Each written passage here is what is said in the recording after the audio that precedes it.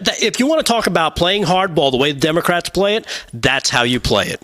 Agreed. How do you think they've gotten rid of so many Republicans to be able to step down so many times throughout the decades? Like, we're going to all of a sudden there's a hint of this or a hint of that coming out, and these people step away and they run away. So Why? to validate, I actually wish that it could be like that. I wish it was that easy to do with people like Mike Rounds. You know, the problem is the people like Mike Rounds, I can't say the word.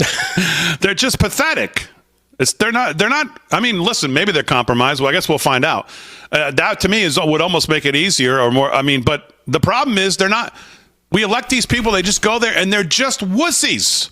They're just pathetic. I think they're compromised too. And I'm not saying like honeypotted where they were in some sex trafficking, but like even the smallest deals, the lowest level can look terrible when it's the new smear campaign that goes after you. You know, all it takes is one quid pro quo little deal that now leaves you in a lark and, oh, wow, I'm facing a year. Oh, I lost my job. I'm losing my pension.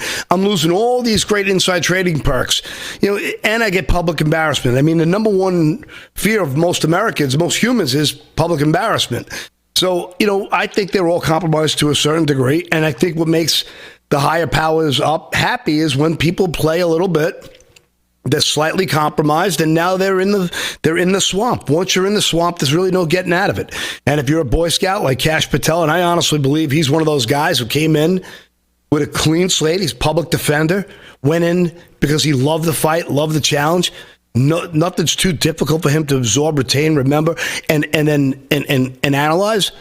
I think a guy like that who's been on the outskirts of this comes in clean, and that's what they fear the most, a guy who has absolutely no skeletons in the closet, so they have to make up things like he's Alex Jones and Herbert Hoover mixed up together in one crazy conspiracy ball or a threat to democracy and blah, blah, blah, blah, blah.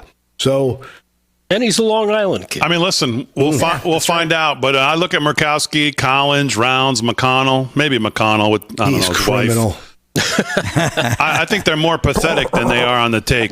I mean, he's a sock puppet. He's worse than Biden ever was.